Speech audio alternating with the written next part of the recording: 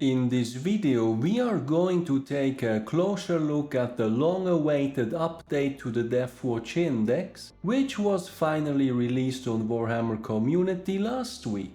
In the first part, we will go through all the relevant changes and the few things that did not change. In the second part, we will then look into what this potentially means for the Deathwatch. Lastly, there will be a quick wrap-up of what has been covered. Welcome to SwissHammer, your channel for modeling in Warhammer 40k. My name is Tammer and I will be guiding you through this video.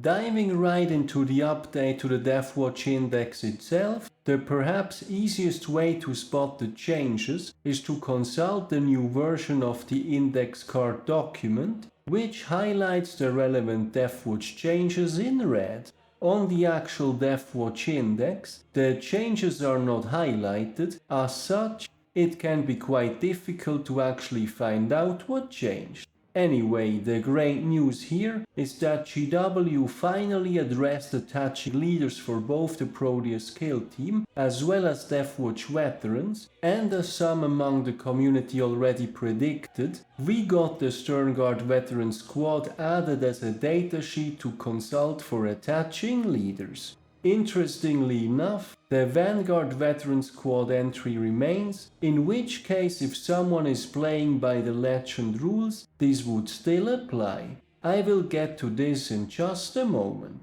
Anyway, this means that both Deathwatch Veterans and the Proteus Kill Team get captains, lieutenant, chaplains and librarians back as leaders, and even better, we can now also attach an Apothecary, a Judiciar or an Ancient. This is a massive boost to both our unique datasheets for sure. As a side note, as the Vanguard Veteran Squad in the Legends datasheet refers to assault intercessors for attaching leaders, this would also allow the inclusion of a Tech Marine, but I think this is in all likelihood nothing that will ever matter. But again, if you are playing by the Legend rules, there would be that option as well. Leader options aside, the second change is that Centurions are now taking up 3 slots per model when boarding a Corvus Blackstar, putting an end to the flying party bus with 12 Centurions, but in fairness, I think that this oversight would eventually get corrected was to be expected, and I don't think that this saw much play anyway. By the updated rules, the max Centurions are now 4 per Corvus Blackstar, but given that we either pay the points for 3 or 6, the reasonable amount would be a minimum size squad of 3, which would then allow 3 more slots for a character running on his own. Anyway, this already covers the changes, which in turn means that it is well worth looking at what did not change. Personally, I think the biggest winner here is the Tomb of Ectoclades from our unique Blackspear Task Force detachment, which retains both hit and wound rerolls, making this an incredibly powerful enhancement in the days of the nerfed out of moment. Furthermore, the Thunder Hammers of Terminators in a Proteus Kill Team still hit on a 3+ instead of a 4+, this one works in our favor, while the Power Fists of the Aggressors in an Indomitor Kill Team still hit on a 4+ instead of a 3+, this one obviously not working in our favor. However, having said that, I think given the current limitations placed on an Indomitor Kill Team, it is only a max of 2 aggressors we are talking about, and the most synergy when looking at our unique detachment, or one of the popular ones like Vanguard, can be found in ranged combat anyway. As far as I'm concerned, I am fine with taking the better hammers on the Proteus Kill Team. Then finally, while there was also an update to the Munitorum Field Manual, this one exclusively addresses the points values of Atmech and Necrons, both of which got a new codex, so we will have to be patient until the end of January next year, when the new versions of both the Balanced Data Slate as well as the Munitorum Field Manual affecting all factions will be released. With the changes to our index out of the way, what does this mean for the Deathwatch? Well, first of all, as I previously mentioned, the new leader options for both the Deathwatch Veterans as well as the Proteus Kill Team are huge. While the whole Firstborn versus Primaris and their handling in the new Space Marine Codex may have caused some uproar among the community, having access to a Judiciar with his Fight First is a novelty for these two datasheets, and given that the Firstborn Apothecary was limited to the old command squad, having the Apothecary back is at least a novelty for 10th edition. I think the big question here for Deathwatch players going forward will be whether to combo a Proteus Kill Team with both a Watchmaster and an Apothecary. The rule of the latter is that he can still attach even when a Watchmaster, a Captain or a Lieutenant is present, or instead go for a Judiciar, in which case the Apothecary won't be available. Personally, I think either of these options is perfectly viable, and while the Proteus Kill Team plus Watchmaster plus Apothecary is quite expensive, being able to bring a model back per turn, hello there Terminator with hammer and shield, immensely ups the value of such a pricey unit. On the other hand, Fight First is really strong, and I could even see the Judiciar go with a 10-man version of the Deathwatch Veterans, which remain a highly competitive datasheet with plenty of good loadouts.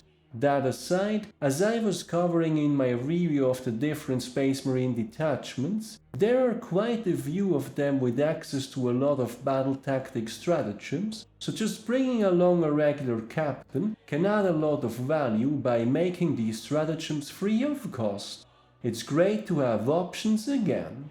The leaders aside, while the Black Spear Task Force detachment has taken a major dent in the light of the last balanced status late nerfs, Tomb of Ectoclades is amazing, so is the Beacon and Chalice, and there are still ways to get something out of this detachment for the diehard Deathwatch players that would rather not get stealthy or pose as Iron Hands. On the other hand, for anyone looking into the regular Space Marine detachments, I think having two of our strongest unique datasheets finally fixed opens up great new options, especially when it comes to the Proteus Kill Team. While still pricey, I am certainly going to look into a Proteus Kill Team with either a Watchmaster/Captain and Apothecary combo with the blade driven deep to allow them to infiltrate, or trying it cheaper with a Judiciar and his Fight First option.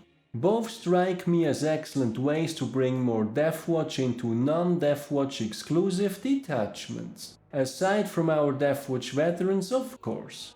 All in all, while the Black Spear Task Force still needs some rebalancing as far as I'm concerned, this recent update to the Deathwatch Index has done a lot of good for the faction and should keep us going until the end of January and the upcoming changes.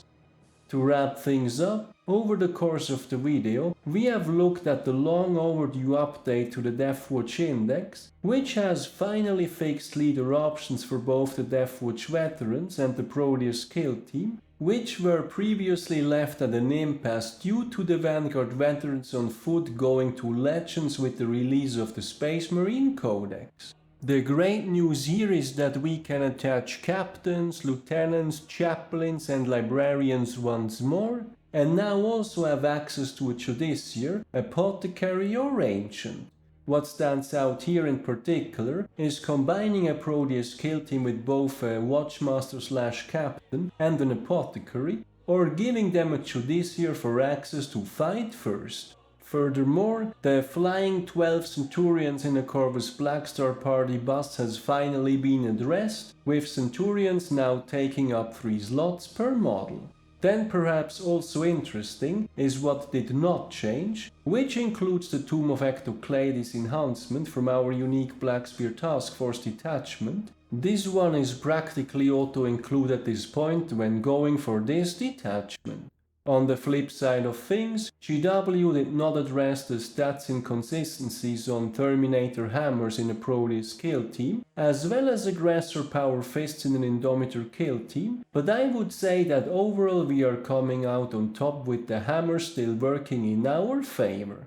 Ultimately, while the Black Spear Task Force is still in dire need of a rebalancing, mostly in regards to stratagems, and the points cost of kill teams should be addressed as well, I think this update to the Deathwatch Index is giving our faction some fresh wind up until the end of January, when hopefully the balanced data slate and the Monitorum Field Manual will work in our favor once more.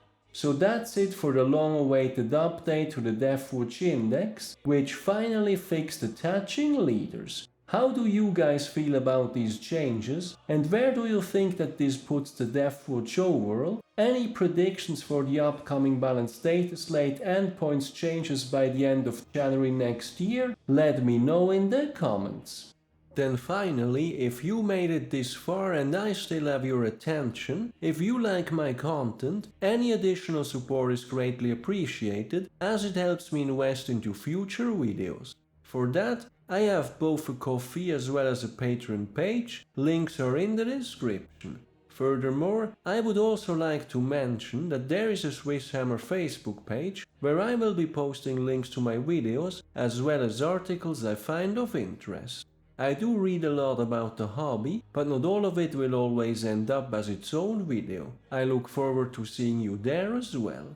As always, thank you very much for watching, guys. Your continued support is greatly appreciated. I hope you have been enjoying this video, give me a thumbs up if you did, and don't forget to subscribe if you haven't done so already. Thanks again and see you next time.